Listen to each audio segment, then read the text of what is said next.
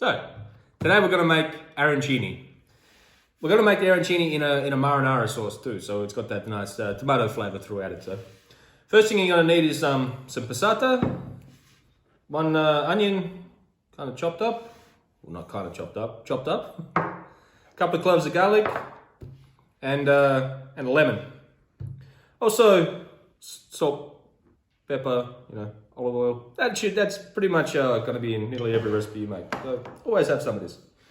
And then you're going to need some rice. Arborio rice is the one you want to get.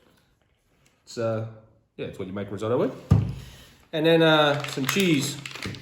I always use Grana Padano because it tastes better. You could also use Parmigiano, but Grana Padano is better.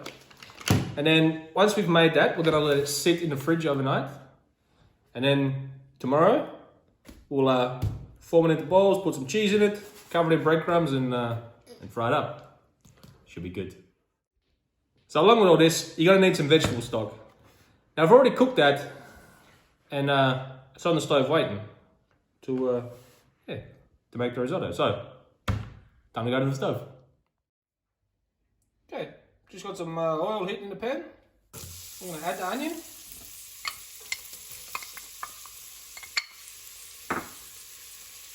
And you're just going to cook these off until they're soft. Alright, once your onions are softened up, just going to add your garlic.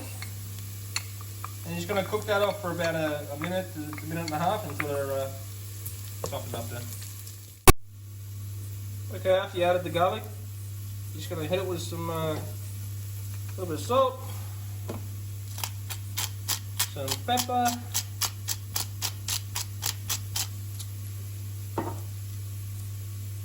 and you're going to pour in your passata.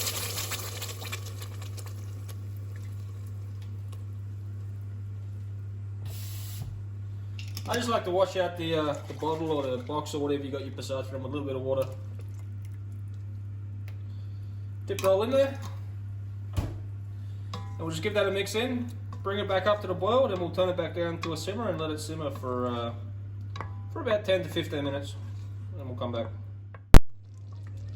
So I've just had this on for about 5 minutes now. I should have said before, you want to keep the lid off because you want to reduce this down so it's not not too much fluid. And then I've just juiced the lemon. I'm just going to add that, mix it in. I'm just going to add a little bit more salt at this stage too. And then we'll stir that in and just keep an eye on it. Just stir it every now and again, make sure it's not sticking to the bottom. And we'll let that go for about another 10 minutes or so, then we'll come back. Alright, so it's only been on for about 15 minutes now. Now it should be super acidic from the tomato and the lemon obviously. Now you just want to take a couple of ladlefuls out, maybe a little bit more. And you want to set that aside for tomorrow. Now I've also got the stock back here, the vegetable stock. Now that's just been on a low, it's nice and warm, just been kept on a low heat. Now back to this, you just want to get all your rice and just dump it straight into there. You want to start mixing this in.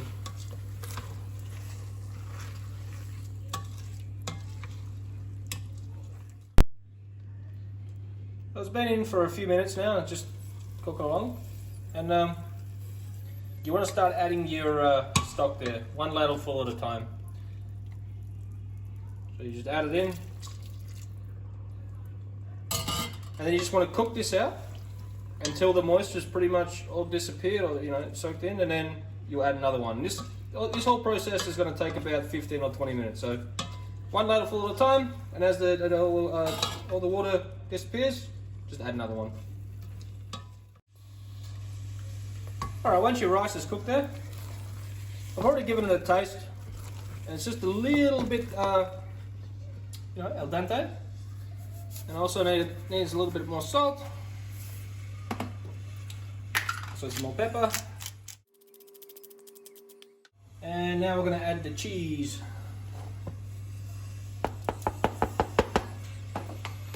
And just mix that in until the cheese is all melted. Okay, so after you've, like I should have said before, is when you put the cheese in, you take it off the heat as well, then just mix it in until it's all melted. And now, obviously, what I cooked isn't all in here because I've got about 700 grams, and each ball is going to be about 100 grams each. Now the rest of the risotto is going to be my dinner tonight. So, but the others, this 700 here, you just want to put in a tray or whatever, and you want to let that cool down completely. So I'm going to let that cool down. I'm going to wrap it up, stick it in the fridge, and then we'll finish it up tomorrow. So here we are, a day later, and we're going to form them into balls now. So I've got some just some normal breadcrumbs here. I've added a little bit of salt to it, and you can use mozzarella, but I like to use Grana Padano. So I'm gonna just portion these out. You can make them as big as you want. I make them around 100 grams each.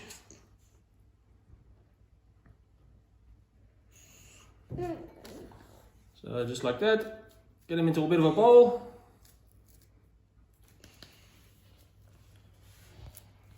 Make it flat. Don't be cheap on the cheese. Just jam it on in there. And then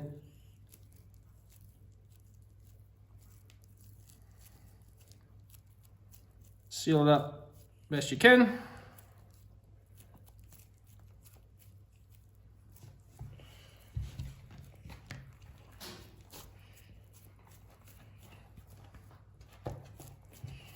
This also works much better with wet hands,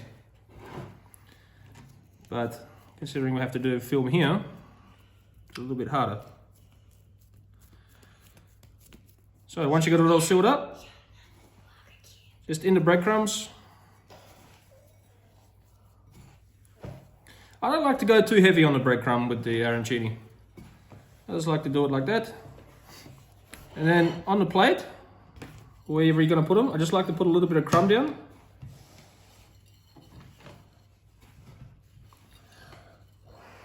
Just a little bit.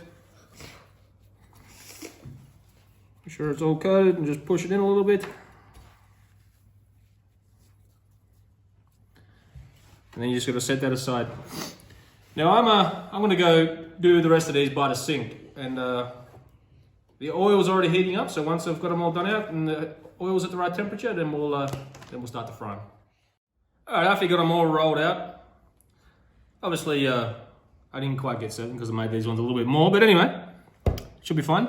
So I've got a deep fryer, and so I can use it outside, because otherwise the whole flat smells like deep fried fat, which is not a good thing. So anyway, it's a little bit dark out there, so we'll film as best we can, but we're going to put these in. I'm going to fry them for about 10 minutes on about 170 degrees.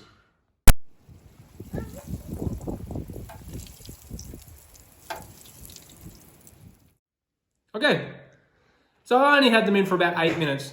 You want to take them out when they're all nicely golden brown like this. And also that's the marinara sauce that was left, like that we took out before. Just heat it up on the stove. That's going to be a little dipping sauce. So, you just want to break into them. Got the nice gooey inside.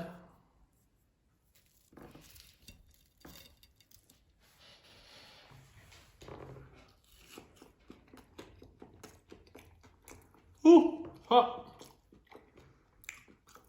It's so delicious. Crunch on the outside, gooey in the middle.